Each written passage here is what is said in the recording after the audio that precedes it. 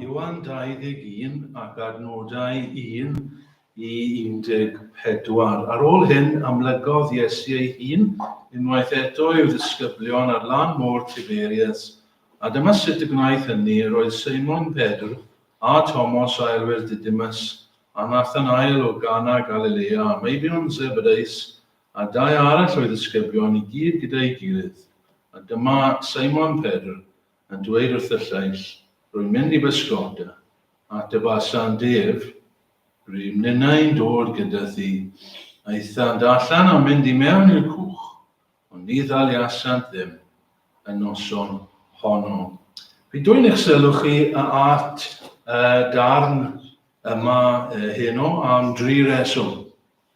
Y reswm cyntaf yw mae e'n dilyn o'r hyn yr oedden ni yn astudio yr wythnos diwetha, sef cyffes Thomas yn yr oruwch ystafell. Yr ail reswm, mae e'n dilyn y mater yr oedden ni yn ystyried yr wythnos diwetha hefyd. Yr wythnos diwetha, yr ail ymddangosiad o'r arglwydd ar ôl atgyfodi o'r bedd. Ac felly dyma'r trydydd tro, so mae'n y ddilyniant o ran hynny hefyd. Ond mae'n y drydydd reswm, a dyma'r reswm pennaf. Rydw i am ddwy'n eich sylw chi at y darn heno. Oherwydd rydw i'n teimlo fod amgylchiadau'r disgyblion yma yn debyg i'n hamgylchiadau ni.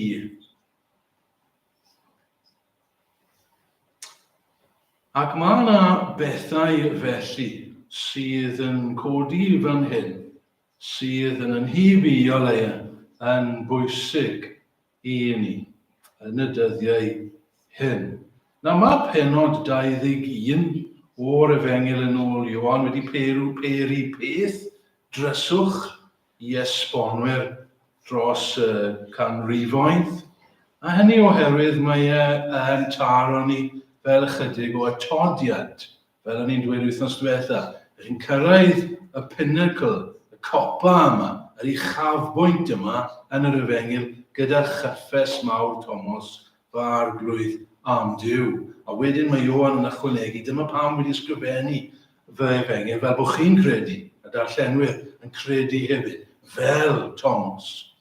A wedyn chi'n meddwl, wel, dyna le da efallai ddod i ben. Ond wedyn mae'r benod yma yn cael ei ychwanegu. Wel, os dim rhaid i ni boeni amdano fe, roedd hawl gan Ioan i ysgrifennu atodiad hefyd. Ac yn sicr, roedd yna reswm pam iddo fe ysgrifennu hyn. Ac yn bendant, all ni fod yn siŵr mae gair Duw yw y ran yma o'r ysgrythyr fel popeth arall yn yr Efengyl. Ac fel mi'n dweud, mae yna lawer i ni ddysgu, fi'n teimlo, yn y benod, a dim ond yn edrych ar ran o'r benod heno. Mae'n rhaid fod y cyfnod rhwng yr atgyfodiad a'r Pentecost yn gyfnod rhyfedd i'r disgyblion. Rydyn ni'n gwybod, ar ôl y croes hoeliad, roedd eu bywyd nhw ar chwâl. I ni gallu cydymdeimlo gyda hynny. Oedden nhw wedi ofni, roedden nhw wedi ffoi, roedden nhw fel Thomas, rai ohonyn nhw yn amau, pob un nhw ar y dechrau, siwr o fod. Dyn nhw ddim yn gwybod beth oedd wedi digwydd. Ac wedyn, un wrth un, mae'r arglwydd yn cwrdd â nhw. A maen nhw'n cael y profiad yma o gwrdd ag weithiau yn unigol, weithiau fel grŵp. Ac Maen nhw, eu tristwch nhw yn diflannu ac maen nhw'n llawer o weld yr arglwydd wedi atgyfodi eto. Ond hyd yn oed wedyn ni, mae'n rhaid bod yn gyfnod rhyfedd iddyn nhw. Eu bod nhw wedi profi yr arglwydd wedi atgyfodi, roedd yn mynd ac yn dod. A mae'n siŵr bod nhw'n ansicr yn y cyfnod hyn. O beth mae hyn i gyd yn golygu? Beth sy'n mynd i ddigwydd i ni? Un funud mae gyda ni. Funud nesaf mae wedi mynd. Mae wedi dweud wrthyn ni bod e'n mynd i fynd nôl at ei dad, nefo.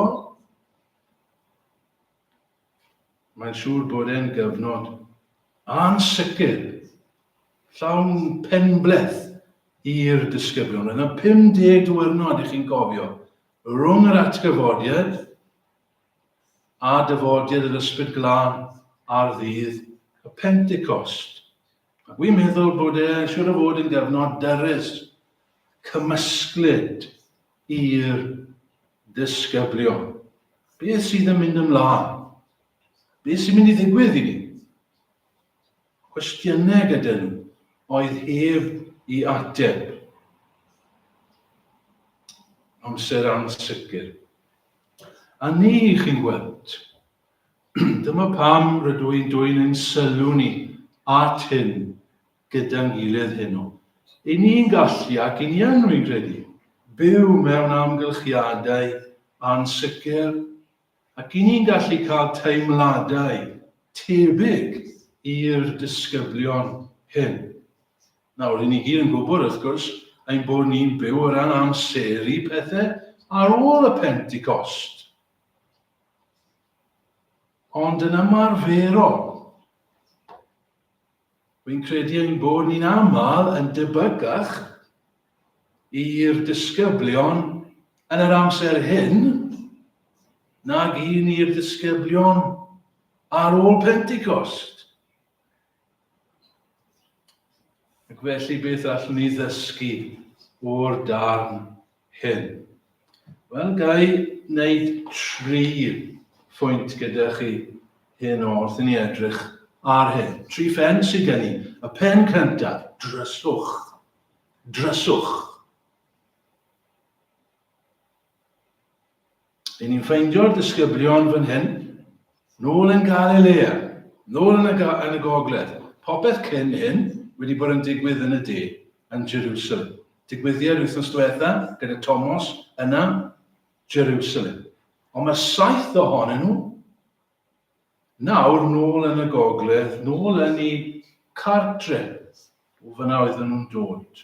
Dwi'n meddwl oedd 2 arnyn nhw, mae rai yn dweud oedd 2 arnyn nhw am fynd nôl i Galilea. Dylen nhw wedi aros. Wel, dwi ddim yn siŵr. Roedd Iesu wedi dweud wrthyn nhw, ewch i Galilea. Byddai'n cwrdd â chi. So fi ddim yn gweld 2 ar y disgyblion am hynny. Ac wedyn, mae Pedr yn cael y syniad yma. Wy'n mynd i fynd i bysgota. Unwaith to, mae rai esbonwyr a rai pregaethwyr yn dweud bod 2 ar Thomas, Beth Thomas nawr Pedr, o'n i'n meddwl. Pedr yn dweud, awn i bysgota. Oedd 2 arno fe? Mae rai yn dweud, wel, mae'n dechrau gwrthgilio. Mae'n dechrau mynd nôl i'w hen ffordd o fyw. Wel, dwi ddim yn gwybod os fi'n gallu cytuno. A hynny, pysgotwr oedd e. Oedd e nôl yn ei gartre fe, beth oedd e fod i wneud? Fi'n credu oedd e'n iawn iddo fe i ddweud dwi'n mynd i bysgota. Dyna ffordd byddai fe'n cael ei arian e. A mae'r 6 arall yn dweud ni'n dod ati. Pysgotwyr yn nhw hefyd. Felly maen nhw gyd yn mynd mas ar y llyn i bysgota. Byddwch chi'n bysgota yn ystod y nos. Dyna'r amser gore i ddal pysgot. Ond maen nhw ati trwy'r nos. Trwy'r nos. A dyn ddim yn dal i 1 pysgodyn. Ac yn y bore, jyst wrth i ddiwawrio, mae yna ddyn diarth ar y lan. Ac mae e'n gweiddi atyn nhw. Chi ddim wedi dal ddim byd i chi. A mae'r ateb yn dod nôl, na. A wy'n teimlo taw fel na oedd yr ateb. Na, rhyw ateb swta, swrth at yr arglwydd wrth gwrs, dyn nhw ddim yn nabod ar y lan. Na, dyn ni ddim wedi dal dim byd. A mae yna rhywbeth o y siom a rwystredigaeth. Dyna'r gair. Y rwystredigaeth yn ei llais nhw byddwn ni'n tybio. Frustration. Ni wedi bod ar ni trwy'r nos, na ni ddim wedi dal dim byd. Na, ni ddim wedi dal dim byd. Rwystredigaeth. Trwy'r nos, dim llwyddiant. Dim byd. Dim byd i ddangos am ei gwaith nhw. Mae'r darn yma'n atgoffa ni o hanesyn arall. Falle i chi ddim yn sylwi, falle i chi yn. Ond mae yna hanesyn arall tebyg i hyn, nôl yn Luc 5. Ac fe ddigwyddodd hwnna ar ddechrau gweinidogaeth yr arglwydd. Mae'n debyg iawn, ond nhw wedi bod yn pysgota trwy'r nos a doedden nhw ddim wedi dal dim byd.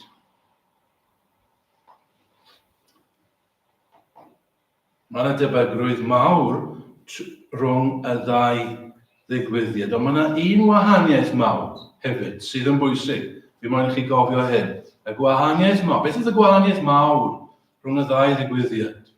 Heb ddal dim byd, a wedyn maen nhw yn dal fy mawr. Doedd e ddim gyda nhw. Dyna'r gwahaniaeth mawr. Yn yr un yn Luc 5, dechrau'r weinidogaeth, roedd yr Iesu gyda nhw yn y cwch. Ond fan hyn, dyw e ddim gyda nhw.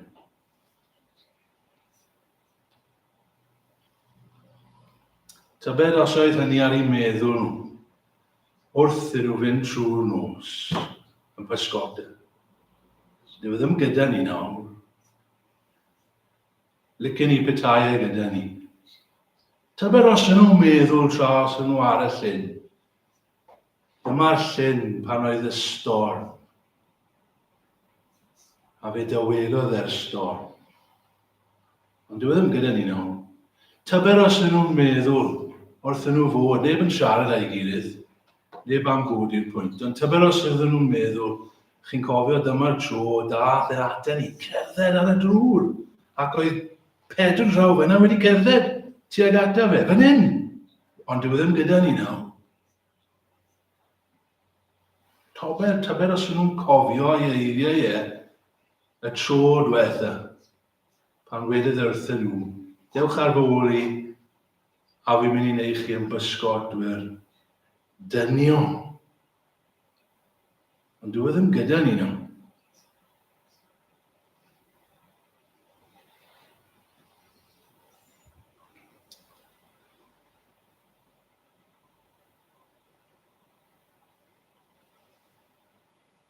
Mewn rhai wythnosau, mae'r dynion hyn yn mynd i fod yn ddynion hollol wahanol. Ymhen 50, 40, faint bynnag o ddynodau, dydd y Pentecost, mae'r dynion hyn yn mynd i cael eu trawsnewid. Ond ar hyn o bryd, os wy'n iawn, maen nhw bellter byd o hyn.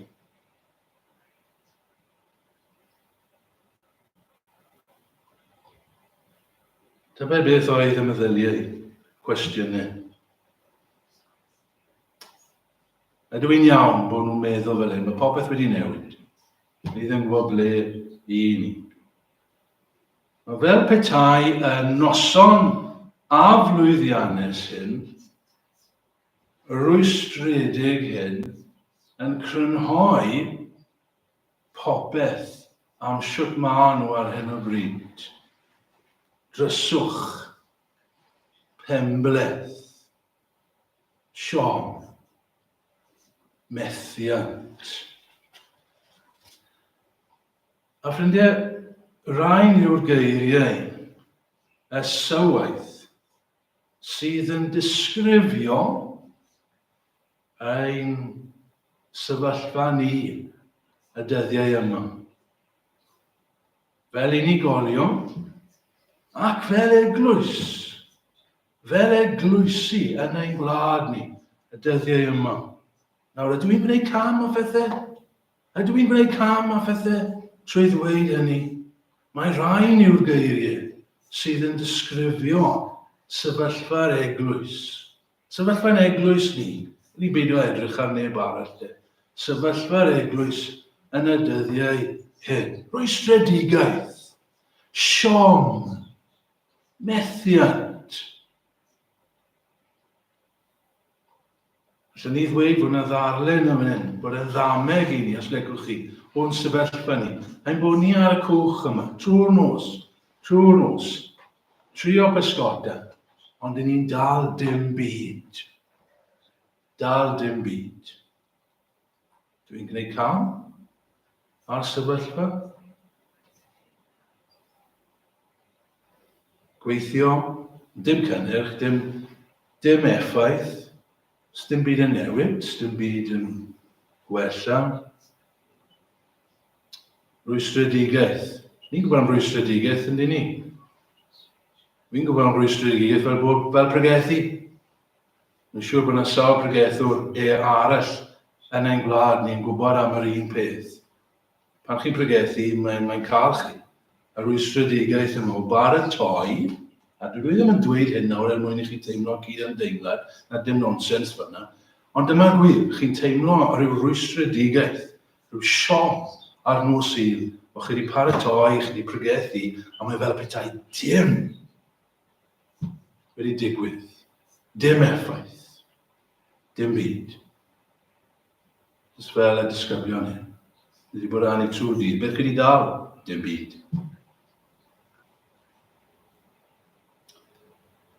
Dryswch sydd yn ein gwlad ni. Does dim gweledigaeth eglur. Mae bobl ar chwar. Dyw'r arglwydd ddim yn mynd gyda'n byddinoedd ni. Y dyddiau hyn. I ddefnyddio iaith yr Hen Testament. Mae'r gogoniant wedi ymadau. Dyw gwrandawyr ddim yn tyfu. Dyw gwrandawyr, dyma'r gonestrwydd ffrindiau, dyw gwrandawyr na ddim yn cael dim byd mas o bregethau. Dyma'r rwystredigaeth. Dim byd. Dim llawer o bobl yn cael ei achub, os unrhyw un. A chybod beth yw'r peth gweitha? Dyw pobl ddim yn cydnabod e. Mae fel petai'r eglwys yn dweud, ni'n oce. Ni'n iawn. Does neb chi'n darllen y cylchgronau Cristnogol, chi'n siarad â pobl, chi'n gwrando ar pregethau, a fel petai, popeth yn iawn. Ond ydy peth yn iawn? Neu, ai dyma gwir. Fel hyn, mae rwystredigaeth, y dryswch yma, methiant sydd yn ein tir ni. Ai fel hyn mae pethau fod?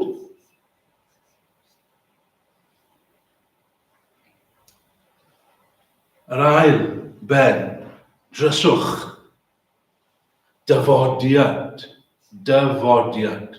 Beth ddigwyddodd? Fe ddath yr arglwydd Iesu i'r lan. Mae e'n dod at y disgyblion am y trydydd tro, fel ni wedi dweud. Mae e'n sefyll ac mae e'n galw at nhw. Mae e wedi gweld beth sydd digwydd. Mae e'n gwybod bod nhw wedi cael methiant trwy'r nos. Ynddi, ddim yn gofyn y cwestiwn achos bod e moyn gwybod. Mae e'n gwybod dyn nhw ddim wedi cael dim byd. Mae e'n gwybod beth yw'r amgylchiadau. A mae'n barod i'w helpu. A mae'n dweud wrthyn nhw beth i wneud. A nôl at Luc 5. Ar ôl iddyn nhw i fyddhau, mae'r canlyniad yr un peth. Sef maen nhw'n dalfa mawr o bysgod. Beth yw'r gwersi yma, ffrindiau, i ni? Mae'n meddwl bod sawl gwers yn y ran yma. Gai nodi nhw'n gloi i chi cymryd ymlaen. Y gwers cyntaf yn amlwg yw hyn, mae'r arglwydd Iesu Grist yn fyw. Dyna pam mae Ioan yn dweud, dyma'r trydydd tro iddo fe ymddangos. Mae moyn i'r ddarllenwyr deall hyn. Mae'r arglwydd Iesu wedi atgyfodi, nid ysbryd yw hyn. Fe yw e. Iesu Grist wedi dod nôl o'r beth, mae e'n fyw. Yr ail neges byddwn ni'n dweud, neu'r ail wers byddwn ni'n dweud, yw hyn, dyw e ddim wedi newid. Yr arglwydd Iesu Grist. Hynny yw, dyw e ddim wedi newid yn ei gymeriad e. Mae'r un diddordeb gyda fe yn ei ddisgyblion sydd ar y cwch. Nawr bod e wedi cael ei atgyfodi, nawr bod ar ei ffordd i'w dad e yn y nefod. Dyw ei gymeriad e ddim wedi newid. Mae dal yn teimlo dros ei ddisgyblion druan sy'n stryglo ar môr. Mae dal yr un gallu ganddo fe. Mae dal yr un cariad ganddo fe at ei ddisgyblion e sydd ar y llyn. Yr un tosturi, yr un concern. Yn drydydd, byddwn ni'n dweud hyn, fel un o'r gwersi. Mae e'n gweld ei ddisgyblion. Mae'n gweld amgylchiadau i bobl o hyd. Bod e wedi atgyfodi. Mae'n gwybod am ein rwystredigaeth ni. Mae'n gwybod am ein siom ni. Mae'n gwybod am ein methiant ni. A mae'n gwybod beth i wneud. A mae'n cyfathrebu wrth ei ddisgyblion. Beth sydd eisiau nhw wneud yn y sefyllfa. Dyw ddim wedi newid. Yr un peth yn Luc 5. Mae'n mynd i ddweud wrthyn nhw beth i wneud. A fan hyn, bod ddim gyda nhw yn y cwch. Mae'n mynd i ddweud wrthyn nhw beth i wneud. Pedwerydd wers. A dyma un o'r pwysica nhw.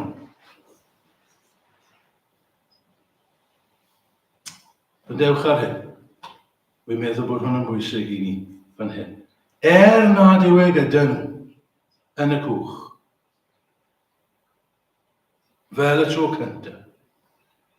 Nad yw e gyda nhw yn y cwch, dyw e ddim rwystyr iddo fe. I fod e ar y lan nawr, a ddim gyda'r disgyblion yn y cwch, fel o'r blaen,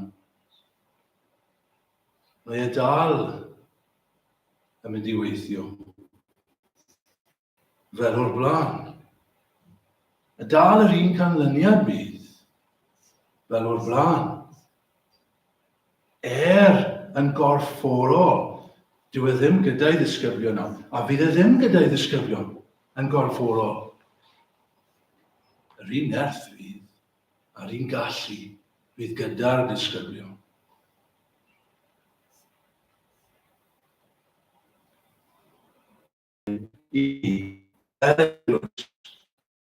O ran hynny, o bethau newid. Gyddwyn pan mae'r arglwydd yn ymddangos, mae pethau newid. Dyna beth ffinnodd y disgyblion yn dyfe. I bod nhw trwy'r nos wedi bod yn methu. Beth sy'n digwydd? Beth yw'r gwahaniaeth? Beth yw'r peth allweddol? Yn y bore mae'r arglwydd yn ymddangos. A pan mae e'n ymddangos, mae pethau newid. A dyma'r gwirionedd, fi moyn pwysleisio, dyma'r gwirionedd sydd wedi bod ar ynghalon i rannu. Dyfodiad, wedes i. Dyfodiad. Mae'n gallu dod ato ni. A pan mae e'n dod ato ni, mae yna drobwynt. Mae yna newid.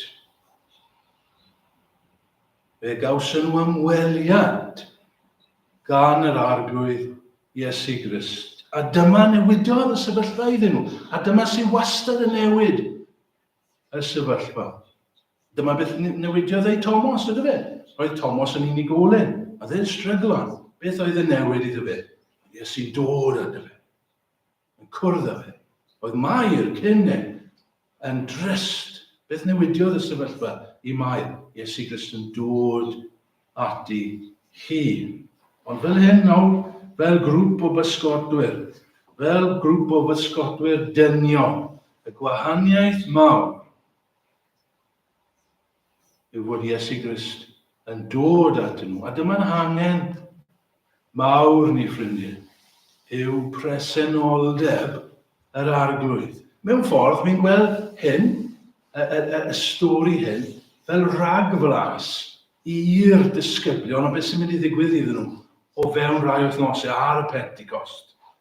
Mae e'n mynd i ddod atyn nhw mewn ffordd real iawn ar ddydd y Pentecost, ac maen nhw'n mynd i cael dalfa enfawr o bysgod, ydyn wir, dydd y Pentecost. A mae hyn fel petai'n ragflas i'r disgyblion rwystredig yma o beth sy'n gallu digwydd pan mae e'n dod. Dwi'n fi mwyn aros gyda'r pwynt hyn am ychydig. Nôl at y pwynt cyntaf. Beth oedd y pwynt cyntaf? I ni'n byw mewn amser llwm. Dyn ni ddim yn gweld unrhyw lewych. Mae pethau'n dryswch i ni. Yn rwystredig i ni. Lle ofyn y cwestiwn mawr? Y cwestiwn mawr. Beth maen nhw'n dweud? Y $64 million cwestiwn. Beth yw'n gobaith ni yn y dyddiau yma? Beth yw'n unig gobaith ni yn y dyddiau hyn? Bod yr arglwydd Iesu yn ymweld â ni fel pobl.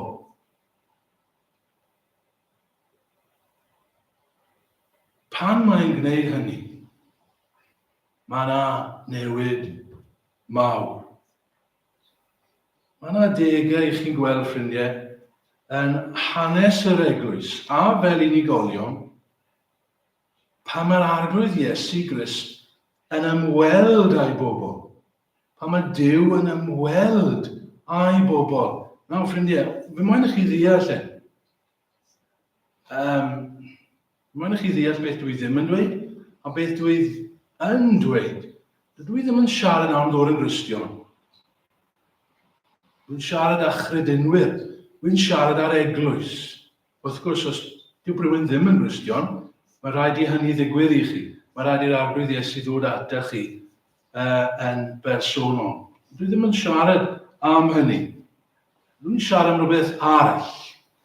Dwi'n siarad am pan mae yr arglwydd yn dod mewn ffordd real at I bobl. Chi'n deall hynny? Rydw i'n siarad efallai am rhywbeth nad i ni'n gwybod amdano fe. Dwi'n pregethu fan hyn am rhywbeth dydw I ddim yn gwybod amdano fe yn llawn, yn brofiadol. Ond mae hanes yr eglwys a mae'r Beibl yn cadarnhau bod hyn yn gywir. Bod yr arglwydd yn gallu dod atom ni, a dyma'n angen mawr ni. Chi'n gwybod, fe allan ni ddweud am rhywun fel bersonol yma, fel oedd Wing yma y bore yma, ond dydy e ddim yma heno. Yn yr un ffordd, ni'n gallu dweud bod yr arglwydd yn gallu dod at I bobl, fel dath e at I ddisgyblion. Nawr fyddwch chi'n dweud, wel, nag yw'r arglwydd gyda ni trwy'r amser. Wel, iawn, byddwn ni'n cytuno â chi. Mae Duw yn llon pob lle, presennol ym mhob man. Ydy, mae Duw gyda ni bob sydd yn yr ystyr yna. A falle mewn ystyr mwy, mae Duw yn ein bendithio ni. Ni'n diolch am hynny.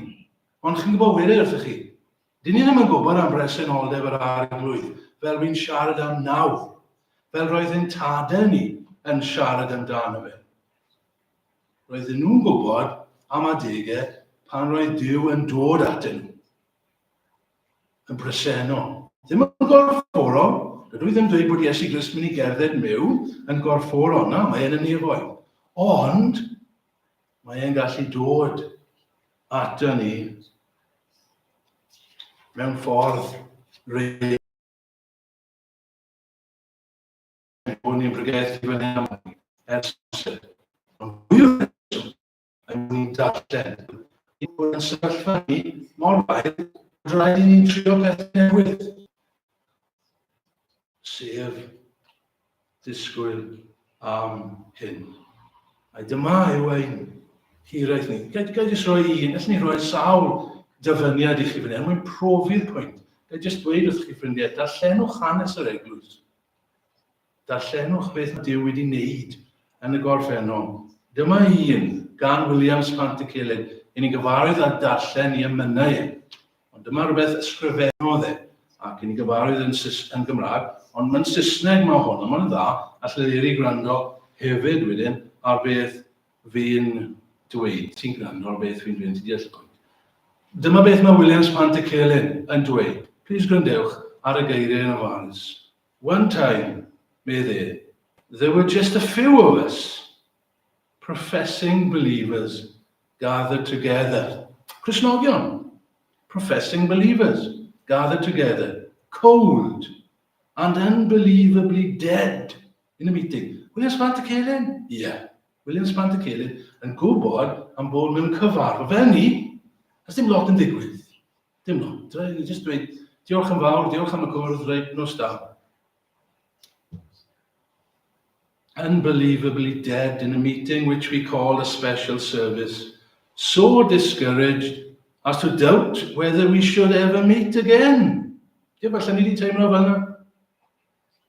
But it is when man reaches the lowest depths of unbelief that God imparts faith, and when man has failed, then God reveals himself. So, here with us in such dire straits, on the brink of despair, with the door shut on every hope of success, God himself entered into our midst. And the light of day from on high dawned upon us. For one of the brethren, yes, the most timid of us all, the one who was strongest in his belief that God would never visit us, while in prayer, was stirred in his spirit and laid powerfully upon heaven as one who would never let go. A ffrindiau, allan ni ddarllen cymaint o wahanol bethau. Dim fairy tales yw hyn. Dim rhywbeth chi'n bod, ni wedi clywed am hyn, a dy ddim yn ei ddigwydd. Neu roedden nhw'n bobl special. Neu roedd rhywbeth yn bod arnyn nhw. Neu roedden nhw'n bobl wahanol. Na, roedden nhw'n bobl cyffredin. Fe gawson ni. Ond beth wedodd e? God entered. Duw yn dod. Ffrindiau, dyna beth sydd angen yn ni. Ni yn gwybod, fel wy'n dweud, ni ddim yn bychanu dyddiau, y dydd pethau bychan. Gobeithio chi cael bendith o sydd i sydd. Ond ni ddim yn siarad am hynny. Yn siarad am rhywbeth arall. Pan ych chi'n ymwybodol, a fi yn ymwybodol, pan ddawe, Duw yna. Duw wedi dod i'r cwrdd. A wedyn ni, byddwn ni'n dal pobl. Wedyn ni bydd pobl yn dod. Wedyn ni bydd na effaith ar resolve. Trydydd ac yn olaf amser wedi mynd. Dyletswydd. Pwynt syml i orffen, ffrindiau. Beth oedd angen i'r disgyblion wneud? Beth ddath yr arglwydd Iesu i'w midst nhw? Oedden nhw wedi methu trwy'r nos, ac roedd yr arglwydd mynd i newid y sefyllfa. Beth oedd eisiau iddyn nhw'n wneud? Syml iawn, i fyddhau, na gyd, i fyddhau. Taflwch y rwyd. Dim un o'n nhw cwestiynu. Ni wedi bod ati trwy'r nos. Na, teflwch y rwyd i'r ochr arall, i'r cwch, i'r ochr dde. A maen nhw'n gwneud hynny. Ac maen nhw'n cael y ddalfa. Fel o'r blaen. Chi'n gweld? Fel o'r blaen. Dwi ddim gyda nhw yn y cwch, ond hyd a bod ni fyddhau. Bydd yr effaith yr un peth. Bydd y canlyniad yr un peth. Just i fyddhau yng Ngaeri. Pidwch chi meddwl chi'n special a wneud rhywbeth y chi. Just i fyddhewch i fi. A bydd yn gallu un o trwy. Y ffrindiau, mi dweud mae'n pwynt syml, ond mae'n pwynt anodd iawn i'r eglwys i ddysgu yn dydy. Beth yw ein dyletswydd ni? Ein dyletswydd ni. Ydy ni air e? Os ydy ni air e? Os rhaid i ni newid ddoliad? Os rhaid i ni gael canu gwahanol? Neu beth bynnag yw e? Chi bod? Beth bynnag yw e? Mae yna gymaint o bethau. A dwi ddim yn dechrau restru y pethau. Chi'n gallu llenwi hynny. Y pwynt yw hyn. Beth yw ein dyletswydd ni? Dim dyfeisgarwch i fuddod. Cadw at beth mae Duw yn dweud. Beth yw ein dyletswydd ni o ddydd i ddydd fel unigolion? Sut ydym ni fod yn bysgotwyr dynion gwell i fydd? I fyddhau. Dilynwch fi a wna fi chi yn bysgotwyr dynion. Pidwch chi meddwl, o beth yw ffordd newydd i fod yn bysgotwyr? Na, byddwch yn ifydd. Nôl at pwynt bore yma, dilyn y llwybr cul. Ymwadu â ni yn hun. Chodi yn groes a dilyn e. A bydd e yn ein gwneud ni yn bysgotwyr dynion. Ffrindiau, ydyn ni yn mynd i gymryd hyn? Heno, ni mewn dryswch. Ond os yw e'n dod, y fydd gwahaniaeth i ni. Y fydd yn hiraeth ni, tu hwnt i bopeth, bod ti'n dod. Chybod cyn cwrdd, o'n i'n edrych yn y llyfr fan hyn am faint o emynau sydd yn dechrau gyda'r gair tyred. Na'ch cwiz da i chi rhywbryd, alright? Cwiz i chi yn ti. Sawl emyn chi'n gallu meddwl am sydd yn dechrau gyda'r tyred. So ys i trwyddyn nhw, byddi egen nhw. Just gyda'r gair tyred. Pam? Oherwydd tyred. Ni moyn ti ddod. William Spantacelyn yn gwybod. Dyma beth sydd eisiau yna ni. Dy bresenoldeb di. Gyda ni. Dwi ddim gyda ni. Ti ddim gyda ni nawr. Can i fod yn onest? Ti ddim gyda ni. I ni'n mynd i'r cwrdd gweddi, dwi'n dweud wrth Duw. Ti ddim gyda ni. Ond ni moyn ti gyda ni. I ni'n efo gylai, ni'n trio'n gore, ond ti ddim gyda ni. Ni'n gwybod hynny. Wi'n gwybod hynny. A Nos Sul, Duw ddim wedi bod gyda ni. Ond ni'n mynd at y fe dweud, nid i ddod. Nid i ddod wrthos nesaf. Nid i ddod at ni. Tyred. O tyred fan wylid, fa'r blwydd yn Dduw, preswyliau mewn temel a godeis. Dy hun. Ac yn y blaen. Cofiwch am y rai sydd yn dechrau o tyred. Achos yn ofis i amdanyn nhw, a wedyn sylwyd sy'n mynegen arall, sydd jyst yn dechrau gyda o tyred. A dyma'r hiraeth. Dwi'n gallu enyn rhywfaint o hynny yno ni enw. I ni gyd i weddio, fel arglwydd. Beth bynnag yw hyn? Ni moyn. Tyrd. Tyrd i'n cyrda ni. Tyrd dy hun. Fe ddim jyst yn gweld yn gilydd, ond ni'n gwybod bod ti gyda ni. A fe fydd hynny'n ei gwaniaeth mawr i ni'n hunain, ac i'n pentre, ac i'n gwlad ni. Ac yn y cyfamser, p'un am ein dod a'i beidio, yn y cyfamser, beth yw ein dyletswydd ni? I fyddhau. I fyddhau i yr arglwydd Iesu Grist. Amen.